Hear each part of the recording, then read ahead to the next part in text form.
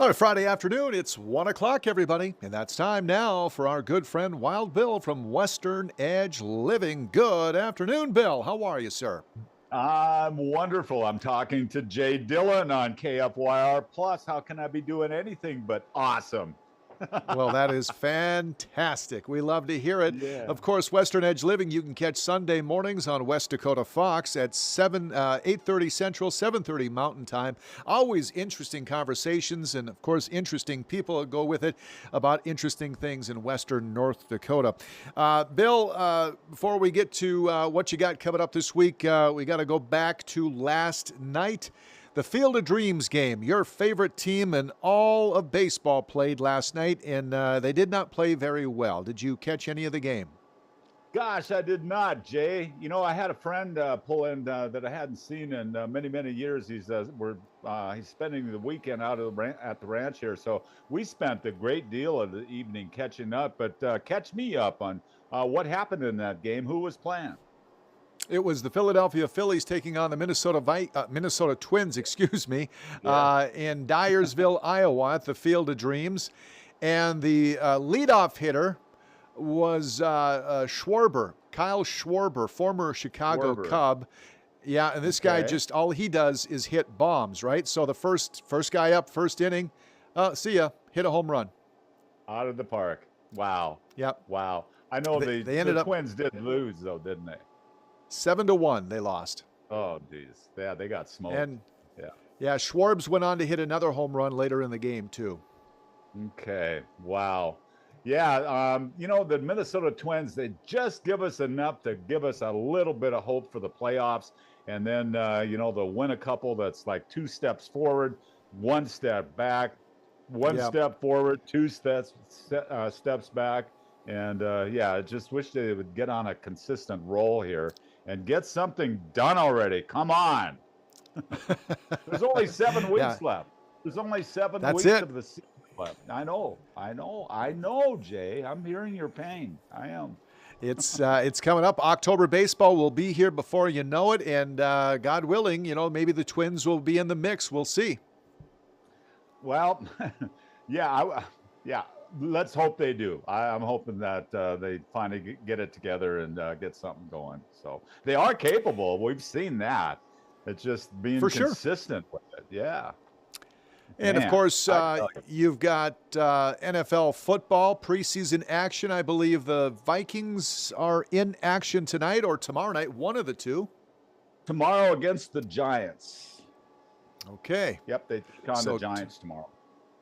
all right. So we're already in it, pal. I mean, football season. We've Here we got go. football now until February, middle of February.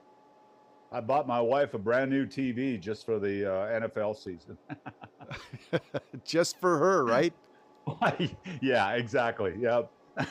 Let's go with that. Exactly. All right. Well, let's get to some of the interesting conversations that you've been having with some interesting folks out there on the western side of the state. Let's look ahead to what you've got coming up here this weekend, Sunday morning. Who are you visiting with? Well, we have two young ladies from the Dickinson area that we're going to be chatting with. Cody Meduna. Cody Meduna. She is owns and operates a business called Allen's Decorating, which she's been doing for over 35 years. She's been a fixture in the community, and the theme of our show this week is longevity in a career. As I said, she how do you stay interested in doing something, the same thing, or working for the same entity, I should say, for that long? And so we kind of get into that. She talks about her love for helping people out and offering them products that they live their lives around, whether it's new flooring, a new area rug, or new shower stall, whatever. And she talks about her love for that and providing that to her clients and her customers. And then we go to Country Kitchen in Dickinson, and there's a waitress there who is born and raised in Belfield. Her name is Renee Schneider, and is she ever a hoot? She is so bubbly. Her clients, her customers all love her to death, and her passion for serving them, she invented a word called hangry.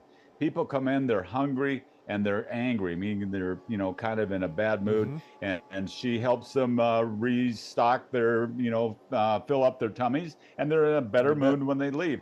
Yeah, Renee Schneider has been at Country Kitchen for over 38 years. 38 years, Jay. And she's been a waitress for over 45 years. She also worked at Hugoland's Truck Stop in Belfield and Trapper's Kettle, and been at Country Kitchen. She is awesome. Her attitude is infectious, and yeah, you're gonna fall in love with Renee Schneider this week on Western Edge Living.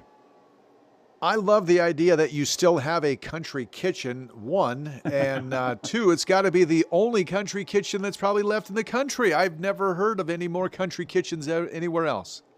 I think you're right. And when I go, I like the farm skillet. You get Mm-hmm. your eggs, you get a skillet with your hash browns and your eggs and all the trimmings and everything all in one. And that's my favorite there. But yeah, Renee is awesome, and she is Do you, funny. She tells us she shares some of her humor with us, and she is pretty darn amazing. Now, do you normally have kind of themes, Bill, when you have these shows, or it's just kind of worked out that way? It kind of worked out that way. I just wanted okay, I'll be honest with you. You try to bring out the personality of the people that are involved in your shows, and less of an infomercial, if you will. I mean, those have their place, but Mm-hmm. that's not what Western Edge Living is about. And so, we I thought I just had the thought that Renee, who I've known since I was in high school, I know she'd been at Country Kitchen for a long time. And then I wanted to do a story on her. And I also, was thinking who would complement that. And then I know that Cody was part of Alan's decorating for so long. And so I think it's on a per show basis. We don't necessarily do themes, and when you interview one person in the show, that's pretty much carries the theme for that particular episode. So we try to get creative and come up with new ideas. Working on some things now for the Mm-hmm. future of Western Edge Living that are pretty darn exciting, and we are booked up right now through the month of September. We got Jesse Beater coming up. We got the Tibor brothers that are going to be part of the show. We got some folks, of course. We're going to talk about cardiac health with CHI coming up. And what else? Oh, well, we're going to have some folks in from Gate City Bank that are going to be sharing some of their knowledge about mortgages. And what I want to get into with the folks at Gate City Bank, they're a big part of their affiliation with the NDSU Bison. So I can't wait to Right. talk to them about that. And yeah, and you don't want to book out too far in advance because you got events that are coming up, and so we're booked out now through September, and we got a waiting list beyond that. Give the viewers a little idea on, obviously these aren't done in real time because Sunday morning you're churching, you're Yep. getting the Word of God. So Yep. give the folks an idea of when you record these things. Is it a week before? Are we talking 2 weeks, 3 weeks? What are we looking at, Bill? We generally record a week ahead of time. Like, for example, this week we had a conversation with Linda Little, who recovered from a brain injury, and she's a sculptor, and she has some of her work on display at the Pentagon. And so we are editing that right now. We interviewed Linda this past Tuesday. We're editing that now, and that will air beginning next Wednesday on our affiliate in Dickinson. And so yeah, we try to keep it pretty tight, especially if somebody's got an event. We try, there's some things that are just time sensitive, and so we try to pay attention to that. And yeah, it's Uh, we try to stay about a week ahead. I guess one of the reasons why I asked it is because the Tibor brothers were recently announced as the North Dakota Music Hall of Fame inductees, and I'm guessing maybe you'll be talking about that. Did they know that they were going to be inducted at the time of this interview, or have you conducted the interview yet? Yeah, I'm working with Marlo Anderson and his team with the North Dakota Music Hall of Fame, and I saw that the T-Boarders were going to be inducted. I know that they were also inducted a few years back into the North Dakota Cowboy Hall of Fame, and so yeah, we're going to get the T-Board brothers on the show ahead of the induction ceremony, which I believe is scheduled. Let me get this right.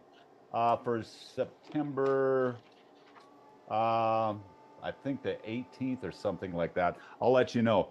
But yeah, they're going to be on ahead of the in promotion of the induction ceremony. Growing up out in western North Dakota, I bet it's probably more prevalent than it was in at least the north. But I do know it happened up in my part of the state where I grew up at. Barn dances. Did you Tibor brothers were widely known to play barn dances? Now, did you ever go to barn dances? Was that just too before your time, or? My buddy that rolled into town, we were just talking about a barn dance that was west of here when I was growing up, and those were amazing. Barn dances are so cool. They had such an amazing personality. And I say that because I used to DJ for weddings and things, and I did a barn dance once in a round barn. And I remember that there were feet dangling above me, kids overlooking the dance floor, and they were dancing up above, and the dirt and the straw and things were falling from the upstairs, and people were dancing. It was magical. And yeah, the T-Board brothers, I know that they were part of the a lot of barn dances out here in the early days, and those were cool. I wish we could bring those back. Those had a personality that pretty difficult to be replicated. So me growing up, we didn't have barn dances, but what we had were parties out on the prairie, if you would. We would get together with like-minded individuals in high school, and we would throw a couple logs on the fire, and we would set up in one of our classmates' field, I suppose, generally in the fall after everything was cut, right? You're not doing it in the middle of the summer or anything could burn the field down. So you would set it up, and you would hang out and drink your favorite Mountain Dews. Maybe not. Yeah, there you go. Those were magical times. Magical times. Yep, you're right. That's interesting you brought that up. So, and where did you grow up again, Jay? Up in the Turtle Mountains. Turtle Mountains. Okay. Is that close to the Peace Gardens? That's absolutely. I worked. It is. Yeah. I worked at the Peace Gardens every summer for a few years on Sundays. My aunt and uncle would manage restaurants up there. They had the concession stand on the these were both on the Canadian side. Concession stand on the Canadian and a buffet on the Canadian side. So I was the busboy at the Eric Willis Pavilion restaurant up there where we did a smorgasbord every Sunday. And so I'm very familiar with the Peace Gardens. There's that $5 word, smorgasbord. I brought that up on the radio recently. That's a word that we don't hear much of anymore. It got replaced with buffet, I think. But it got replaced with it got replaced with the AYAE, right? The all you can eat. Yes, I believe you're right. Yep. On a serious note, correct me if I'm wrong. But isn't there some 9/11 memorabilia from the World Trade Center on display at our Peace Gardens? I believe there is. It's been quite a few years. It's been since the 1990s, I believe, early 90s, since I've been up there. So, but I do believe you're right. There is some I think there is something, building structure that is honoring the 9/11. It's amazing. I haven't been to Canada as well for forever. I used to we went to Canada all the time, Bill. I mean, we lived 15 miles from the Canadian border. Oh wow, yeah. Back when it was probably a lot easier crossing the border Oh, and getting back in too. Yeah. no doubt about it. You drove up there. The person on the, I guess it would be the Canadian side, because as you enter, there'd be Canadian folks, and they would just say, "What are you folks doing?" "Well, we're going up to Killarney to go to the lake," because they had a really nice lake, nice beach area for us.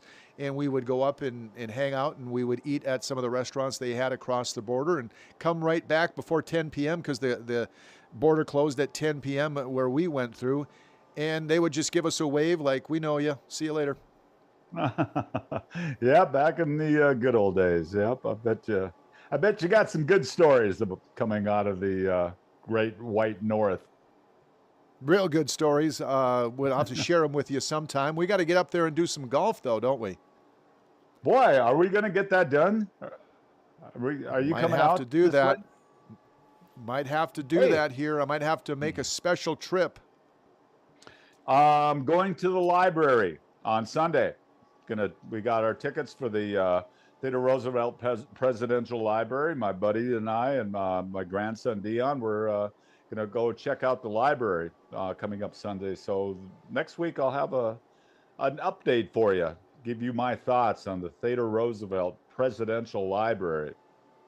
Fantastic. And if you can do it, maybe you might want to throw some pictures back towards me that you would like to Yeah. highlight, and we could definitely use those right here as well. So, Okay. all Sounds right. like a plan. Let's do that. That's next Friday. But so we've got the preview of what's coming up this Sunday morning. Let's talk about and fill the folks in what you did last Sunday, so we can jump right on into it. It's episode 72 with Western Edge Living. It's Jessica You McClellan and Tyler Knopp. did you tell me that you're friends with Tyler's dad? Jay Knopp. Yeah, Tyler is a crew chief on a Black Hawk helicopter. He's a specialist with the U.S. Army. He's 19 years old and he has aspirations to become a pilot on a Black Hawk helicopter. And he discloses how fast he's ever gone in a Black Hawk helicopter and how fast that bird is capable of flying. He talks about that. He talks about, you know, he went into basic training and he was still in high school yet. And so he talks about that. And then before Tyler's conversation, we get together with Jessica McClellan, who is the Stark County Veterans Affairs Officer in Dickinson, not just covering Stark County, but several of the surrounding counties. And she gives us her thoughts on, we're part of the Military and Veterans Appreciation Day, Mm-hmm. organized by the TR Foundation in Medora. And she gives us her thoughts on the forum that was held, about the young people that were there, and about how her job will never, ever be completed. Won't have a finish line to that. We talk about the missing man table. There was a table set up for a soldier who could not be part of our forum in Medora Mm-hmm. because he gave the ultimate sacrifice for this country. We talk about that. There's a list of criteria that go along with setting up the missing man table. We have a conversation about that. So yeah, this is the second in a two-part series of Military and Veterans Appreciation Day in Medora. The first one, of course, was with our gentleman who spent 6 years at the Hanoi Hilton. And I strongly encourage viewers here to go to our YouTube channel, Western Edge Living, and check out the conversation with Captain J. Michael McGrath, a retired U.S. Navy pilot who spent 6 years at the Hanoi Hilton, and he never gave up on America. He had faith that America was going to get him home, and he was right. So that's part one, and Jessica and Tyler are in part two coming right up here. All right. Thank you, Bill. I sure appreciate that. You have yourself a great weekend, okay? I will if you will, Jay. Deal? Is it a deal? Listen, it's Friday, it's payday, and I've got a couple coins in my pocket, and I'm ready to burn them somewhere. All right, buddy. Good to talk to you. We'll see you next week. You bet, Bill. Take care. Wise men say only fools rush in,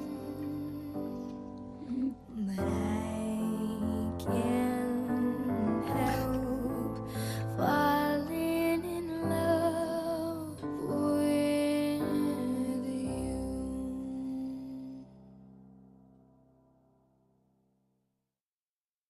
Discover North Dakota like never before. It's all new with a fresh name and bold vision. North Dakota Magazine now brings you 6 inspiring issues per year. From the breathtaking glow of sunrises and sunsets to the enchanting Badlands and endless prairies, every page captures the beauty, spirit, and stories of this remarkable land. Don't just visit North Dakota, experience it. Subscribe today at NorthDakotaMagazine.com. North Dakota Magazine, your window to the Peace Garden State.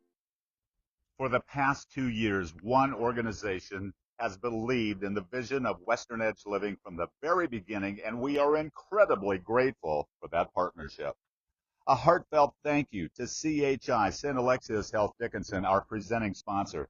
Their support has made it possible for us to share the inspiring stories, remarkable people, and vibrant communities that make Western North Dakota such a special place to call home.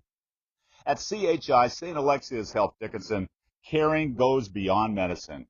They're dedicated to improving lives, strengthening our communities, and ensuring quality health care is close to home. To everyone at CHI St. Alexius Health Dickinson, thank you for your trust, your partnership, and your commitment to the people of Western North Dakota. We truly could not do this without you. And one of the things that make North Dakota truly special is the way we honor our veterans and military personnel, not just on special occasions, but every day. Across our communities, you'll find patriotic events, veterans memorials, military appreciation programs, and neighbors who genuinely understand the sacrifices made by those who serve. Whether it's welcoming home deployed service members, supporting military families, or ensuring veterans receive the recognition and care they've earned, North Dakota leads with gratitude. It's a place where service is respected, freedom is cherished, and the words, "Thank you for your service," are backed by action. It's a tradition of honor that continues to make North Dakota proud. Today, we feature the second of our two-part series from the T.R. Medora Foundation's Veterans and Military Personnel Appreciation Day held on July 12th.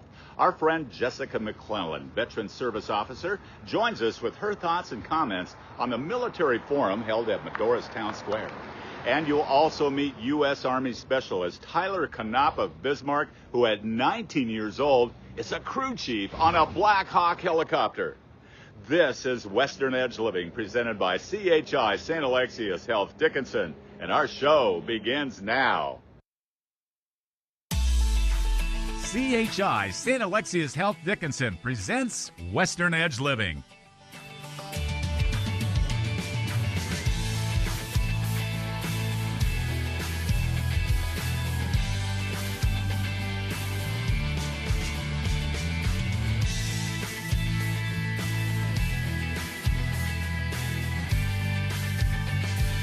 Western Edge Living. At Gate City Bank, our team is ready to make your day a little better. That means perks designed for you, like instant debit cards, automatic ATM refunds, and early paydays with direct deposit. With local service, people who know you, and a free gift when you open your checking account. For every customer, every community, every day.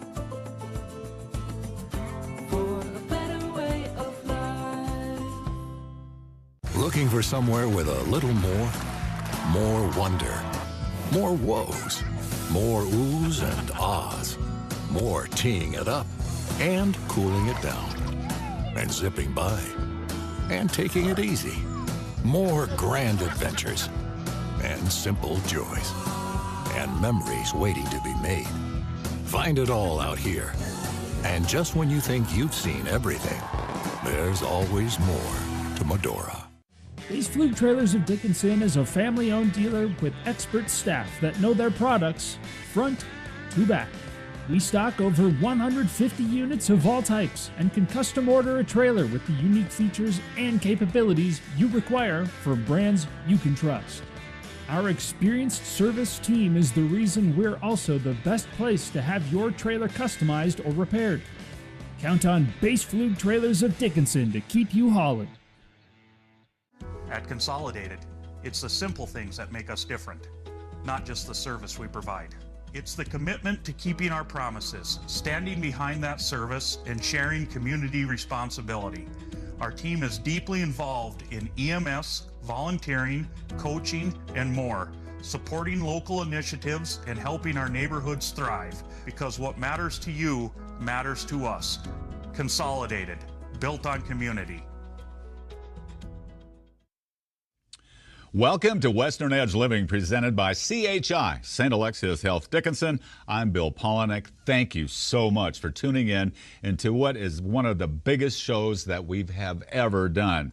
This is the second in a two-part series during Military and Veterans Appreciation Day held in Medora on July 12th. Last week, we had a conversation with a man who spent 6 years at the Hanoi Hilton. His name, U.S. Navy Captain John Michael Mike McGrath. And that episode is on YouTube. In fact, there's footage that didn't make the TV show that is exclusively on our YouTube channel. I strongly recommend and highly encourage you to go view that conversation. It is nothing short of amazing. In the second half of today's show, you're going to meet a 19-year-old from Bismarck, North Dakota by the name of Tyler Knopp. He is a crew chief on a Black Hawk helicopter, and he's only 19 years old. That's coming up later on the program. And today we have a special guest with us. It's the Veterans Affairs Officer, Jessica McClellan. Good to see you, young lady. Thanks for having me, Bill. How have you been? Great. You're looking wonderful. Whatever you're doing, keep doing it. Thank you. We introduce you as the Veterans Affairs Officer. You handle Stark County, Billings County, and other counties too, right? Yep. I'm the Stark County Veterans Service Officer, and so I cover Stark, Billings, Hettinger, Grant, Golden Valley, and Mercer County. Give us a snapshot of your job description. What is it? What are the things that you do? So my job is to advocate for the veterans' benefits. So that's meeting with the veterans and reviewing the benefits that they may be eligible for through their time in service, depending on when they served, where they served. There's different criteria for veterans' benefits. One is the VA healthcare enrollment, and then, of course, there's disability benefits.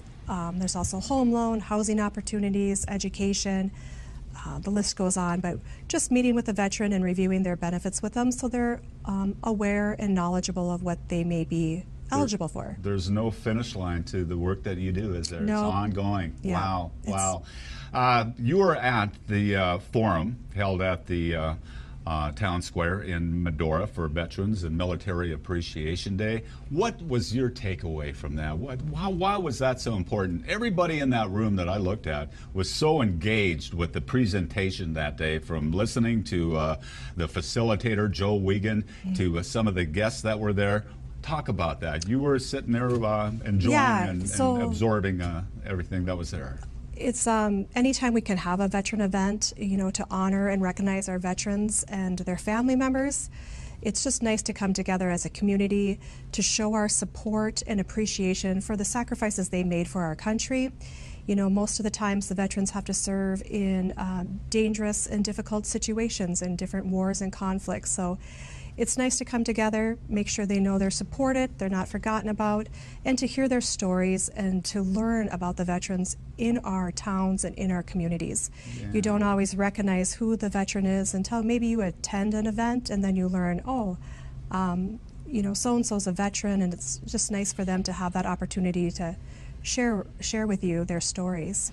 One of my takeaways from that whole event, there's many, but what comes to mind initially was The presentation by, let's see, it was Brigadier General Mitchell R. Johnson and another panelist, and they disagreed on how the POW flag should be presented, but they did it in a way that they respected each other's opinion, they understood each other's opinion, and they left shaking hands. I think there's a lot that can be learned from that whole scenario. Yeah, I agree. You can still agree to disagree and still have a common denominator of honoring the POW flag in either way you choose, publicly or privately.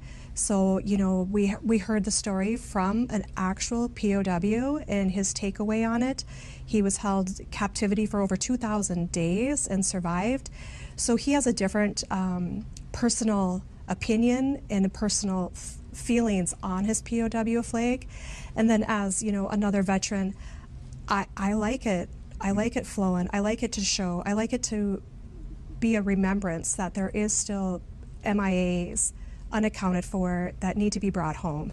So, you know, again, it's nice that we each have our own different take of it, but we still come to the same understanding that we need to honor our POWs and MIAs. If there ever was an opinion or a decision, I should say, made on how to present the POW flag, there is no wrong answer here. You know, I think collectively everybody has, you know, like the POW, John Michael McGrath and others, they have a strong opinion. I think that'll be taken into consideration when should they ever have to make that decision. One other takeaway that I got out of that, out of those panelists, was the John Michael McGrath, the POW, 6 years in the Hanoi Hilton. And you know, you spent time with him before the presentation started. I noticed what's a sound, strong mind that he had. I never have met a prisoner of war from Vietnam before. I'm sure you have in your position. You he have was my first mind as well. First POW I've ever met, and what an incredible human he is. Oh my God! Military service and what he does, continuing to serve other veterans and to advocate for other veterans. What a real life hero that man is. I mean, incredible human being. He talked about it in the interview, and I encourage you to go to YouTube and watch that conversation with him again. But some of the things that he talked about was the camaraderie that he shared with some of the other POWs that were, you know, went through the similar situations that he had. And his stories were so amazing. And another thing, one of the first things that he said was talking about the people back home. His wife spent 6 years raising 2 babies, not knowing if her husband was alive. Yeah. Could you imagine? No. And the thing that he said that I remember is he said, I knew America would come and get me. I knew America would not forget me. And so that was really emotional for me. He just knew in his heart they would come and get him. Yeah. So that was an incredible. And we're hoping you and I are going to visit with the folks at the TR Foundation and encourage them to do this again. And we're going to get the word out and encourage people to come and listen to these forums that they had. They had other things going on as well. And in that room, Jessica, Joe pointed out that there was a missing man table, and I looked up the criteria for a missing man table. There's 10 pieces of criteria that go along with that table, from a glass that's inverted to a Bible to a rose. What's your take on that? So that was the POW MIA table that's usually on display at all veteran events and military events. And that's a symbolized and a reminder when you walk by that table. It's to remind you that we still have unaccounted for servicemen and women, and they need to be brought home. And it's also to remind that the POWs that are returned home and what their sacrifices in and what they have to endure and still are fighting a war inside of them every day. So that POW MI table is just a very important symbolism for our military and veterans. Just a nice reminder of pay your respect and be proud of your service. Absolutely. It was quite moving to learn about that and to see it on display at the town square in Medora during the day. Military and Veterans Appreciation Day, sponsored by the Theodore Roosevelt Medora Foundation. They also had a similar day set aside for veterans and military personnel at the North Dakota State Fair recently. Why are these things so important, and how do we get the word out? What do we need to do to make sure that these things keep going? I have a feeling they will, but I think us giving them a little push is never hurts. Yeah, it's just nice that we have these different events. A lot of communities come together and do a veteran event or host a military appreciation dinner or luncheon, and it's nice that our local service member and veterans come together, support each other, and then the community comes and supports them as well, and just to show the appreciation and the gratitude that these veterans and active duty military members are serving their country for our freedoms. So, I mean, I support every military appreciation event that I can. I want to be there. I want to be showing to other veterans that we're here for each other, and then just bringing the families together, because the families also have a common bond that they were alone when the veteran was deployed. They had to hold down the house, raise the kids, take care of everything while their veteran was still fighting the wars. Yeah. So, I mean, more public recognition, the better, getting the word out there. You know, I think North Dakota does a great job in our veteran community and supporting our events. We do have a lot of great resources available for veterans. It's just nice to continue it and keep it going. You know, I think of the demographic, okay? You've got the POW. He's what, in his 70s, early 80s perhaps, and coming up in the second half of today's show, we have a 19-year-old crew chief on a Black Hawk helicopter. Wow, talk about your take on the age brackets and the what's your thoughts on that? Yeah, no matter your age, when you served or where you served, and then after service, you all have the common denominator. You know, I live by the Air Force core values is service before self, excellence in all you do, and integrity. And veterans always gravitate towards each other because they all carry that same bond, no matter your age. You know, the older generation can learn something from the younger generation and vice versa. It's nice for the younger generation to hear the stories of what our Vietnam veterans went through. And at the end of the day, both served in a war, both saw combat, and both were affected by it. Yeah. So they both have to live with their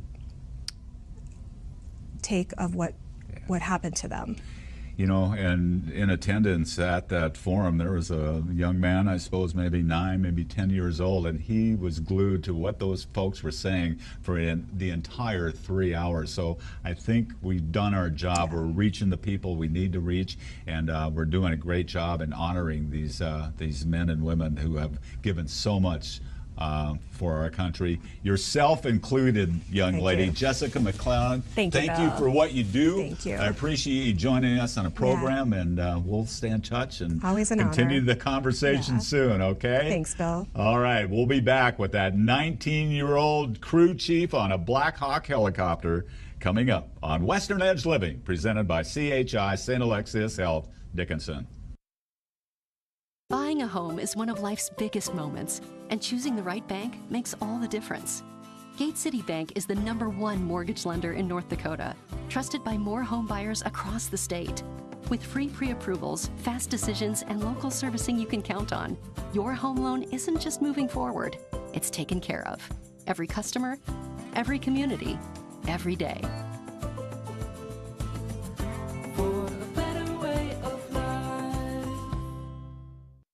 You know, I got 2 home runs. You got 2 jacks. And then my grand slam, I signed the ball for you. Okay.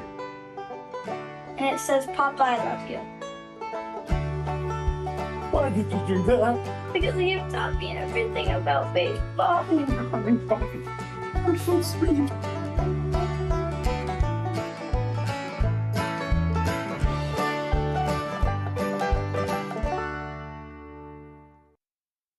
Looking for somewhere with a little more wonder, more woes, more oohs and ahs, more teeing it up and cooling it down, and zipping by and taking it easy.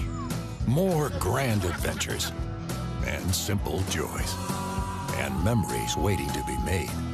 Find it all out here. And just when you think you've seen everything, there's always more to Medora. Community is more than a word at Dakota Community Bank and Trust. It's who we are, who we serve, and what we believe in. Since 1940, we've been a community-focused lender.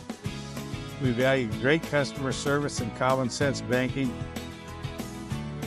And we invite you to come and be part of our banking family. Serving the community, looking out for you. At Dakota Community Bank and Trust, that's what we do. We're back on Western Edge Living, presented by CHI St. Alexia's Health Dickinson. So glad you can tune in to this special edition as we are on location in Medora for Military and Veterans Appreciation Day. We started at the old town hall. Now we're up at Jaden Terrace. There's festivities at the musical coming up tonight. And on display up here, look at that bad boy over there. That is a Black Hawk helicopter. And one of the members of the crew is Specialist Tyler Knapp. You are the crew chief. Yep, you're not old enough to shave, but you're a crew chief on a Black Hawk helicopter. That's pretty awesome. I bet it is. Welcome to the show. Thanks for doing this. Yeah. You started out, you grew up in Bismarck. Yep.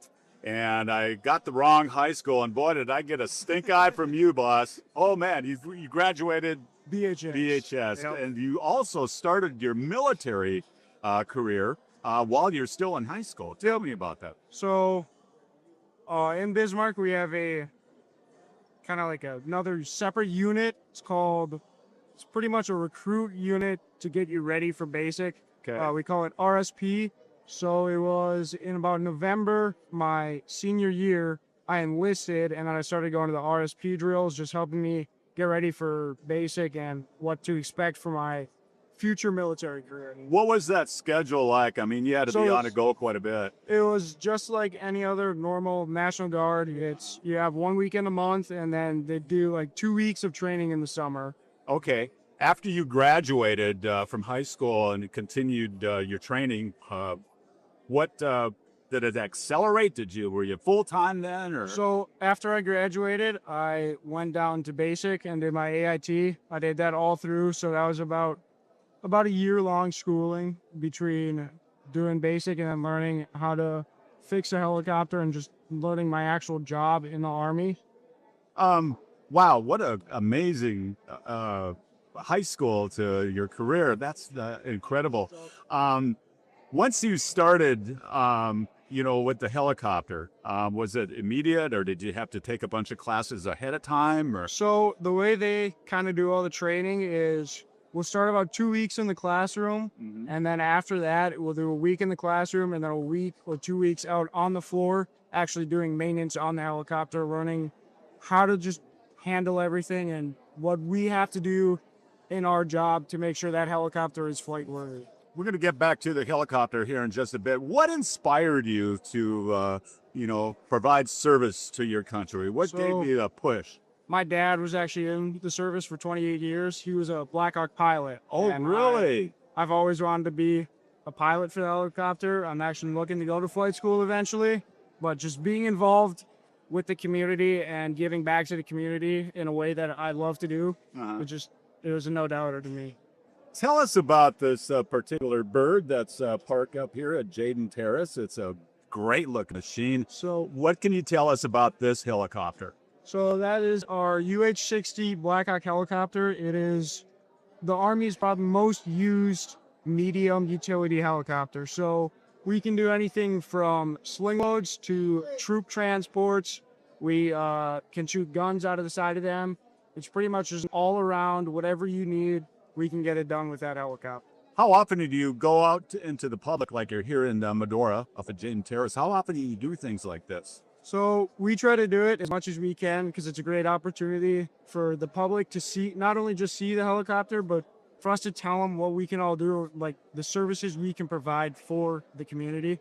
What are those services? So one of our main things that we do for the community around here, we do firefighting. So we'll hook a water bucket up to the bottom of the helicopter if there was a big grass fire, and just go out, help fight it, and help keep the community safe from it. How much can this particular helicopter lift? Up to 9,000 pounds. 9,000. How much water is that?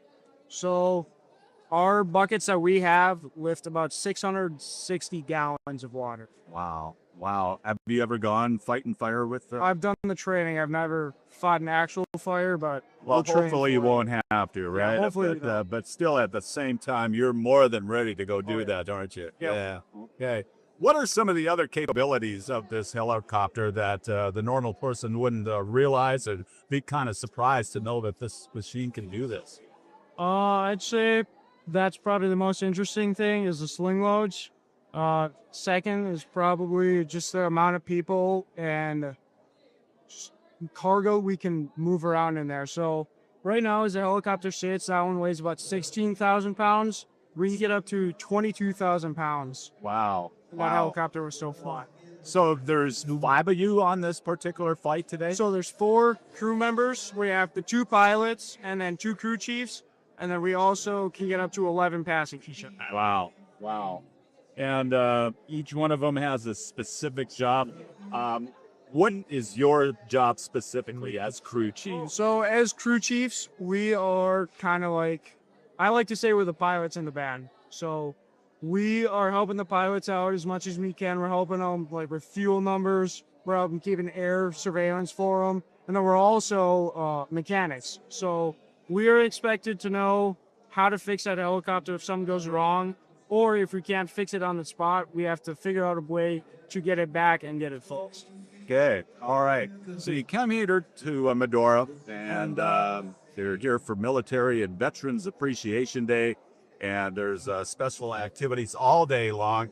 And the Medora Musical is going to pay tribute to all these veterans that are here with us at Jaden Terrace. What does that mean to you as a young soldier? And do you see how veterans and military personnel are being honored? I think it's a wonderful thing. It's always great to get back to the veterans, and in many ways we can, and then especially having things up here like this where we can talk to them about like their past careers and just bring back memories for them. Awesome. Where do you see yourself going forward here? First of all, are you even 21 years old? I'm 19. You're 19 years old. Oh my goodness. What a future you have. If you could look into your crystal ball, what do you see for yourself in the years ahead? I want to be a pilot. You want to be a pilot. Yep. What's that going to take? So flight school is about a year to year and a half, and then you have to be an officer as well. So whether it's a warrant officer or a commissioned officer, you have to take that step before you can become a pilot. Okay, wonderful. Now, an interesting question that I asked was how fast that you can go. And you said that top end was about 190. And you have gone how fast? We've gone about 160, 170 before. Do you have the urge to throttle up, Tyler? Come on, be honest. You do. It's obviously hard in North Dakota with the wind. Yeah. Okay. I want to get to it. Okay. Don't know if I will, but. Is there any other question that I haven't asked or anything that you would like our viewer to know about the Black Hawk helicopter or your service to our country? I mean, not really. We touched on mainly all the big parts of the helicopter. But. Okay. Well, you're leaving me with the feeling that our future is secure with people like yourself that are so passionate about what you do, and you're a crew chief for a Black Hawk helicopter. How awesome. From the U.S. Army Crew Chief Tyler Knapp. Thanks for your time today. Of course. All right. Thank you for watching Western Edge Living, presented by CHI St. Alexius Health Dickinson.